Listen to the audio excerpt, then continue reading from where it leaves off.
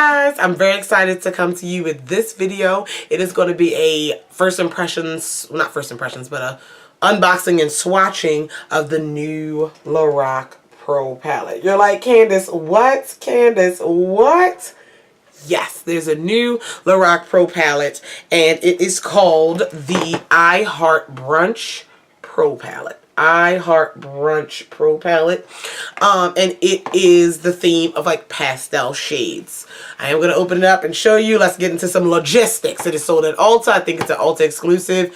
It's a new spring collection. They have some blushes and highlighters, or blush and a highlighter, like very pastel-y. It's a pastel seafoam green type of color. And some pastel lipsticks and lip glosses. And wasn't into it, just into the palette.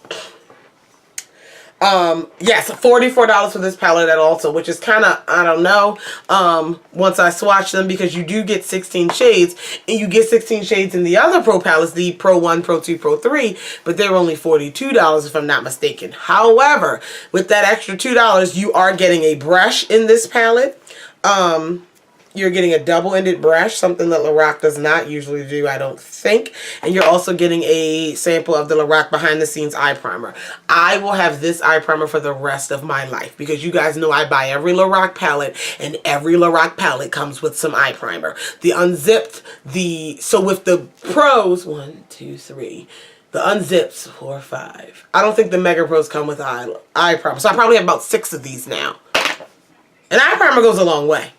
So, I'm going to have to start putting them in people's Christmas stockings. Anyway, here was the palette. It is fairly, I don't want to say it's fairly small. It's not really small, but compared to the original Loracs, let me get those out for comparison. So this is the size, let me get those out. This is the size of a Pro palette as far as thinness or whatever. The original palette, it's over halfway in length. It's over, you know, it's about 2/3 the length of a Pro palette, and it's about 1.5 times taller, okay? And then here's like a Mega Pro, so you can see the difference, okay? The packaging is white, but unlike this one, it's not a matte white. This is the Mega Pro 3.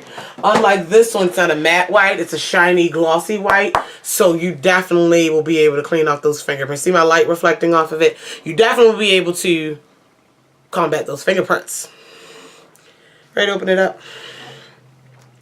Let me take the paper out. Plastic out already. Let me take that. Look how pretty that is. Shorty. Shorty. Alright, check this out. They're all pastel shades. And I know you're like, Candace, Kat Von D came up with the pastel goth. Well, Kat Von D and Carol Shar are 2 different people with 2 different amazing formulas of eyeshadow. And I'm going to try them both. So, this is what we have, and I'm going to go ahead and get into swatches and talk about the shades. You have 16 shades. They are not organized like top to matte, bottom to shimmer like the other Lorac palettes are. This is the same amount of shades you get in an original Pro. Let me see the volume, because it just looks so much smaller. Let me see what you get. In the Lorac Pros, you get 8.8 grams of product, and in here you get 14.24 grams of product, so you get more, almost twice as much product in the shadow pans. That's interesting, because considering how they look, I wouldn't have thought of that. So anyway, you get a nice big mirror. I'm going to open it up, and we're going to talk about these shadows really quickly. Very pastel themed. It reminds me of Easter.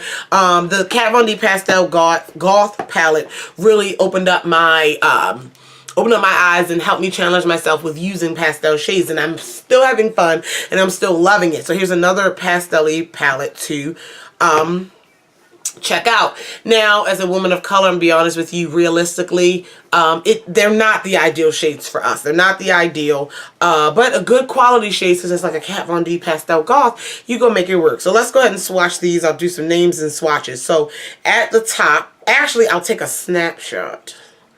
So I will take a snapshot and pause your video here so you can see the names. I'm still telling to you, but excuse me. All right, so we're going to start at the top with lavender. This is the Pro formula, by the way. That's the formula everyone likes. So soft and smooth and rich in color. Feels very, very easy to glide. I'm going to do finger swatches. Sometimes I do brush, sometimes I do finger, but whatever. Let me wipe off my hand. That would help the frickin' situation. Canvas. I know. Alright, so we have lavender. First shade.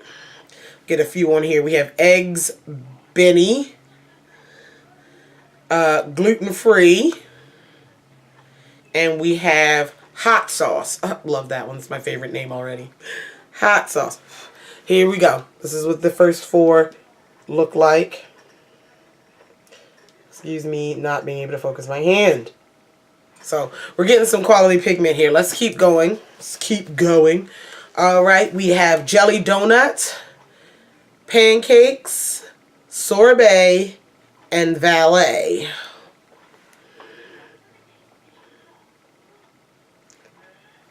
I don't know. Sorbet. It's a matte, what would I call this? Mauve-y shade? I don't know. It's not holding up to its friends right now.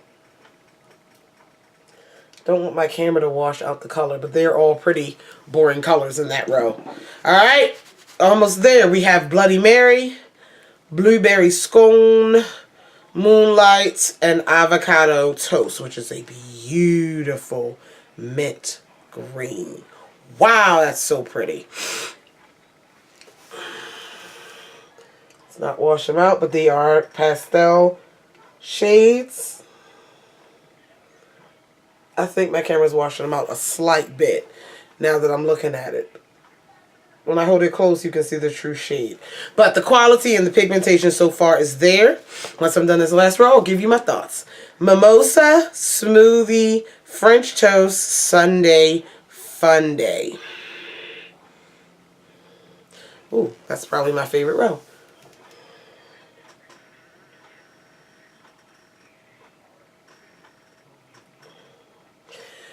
Sorry for my swatches being very washed out, and I'm looking at it.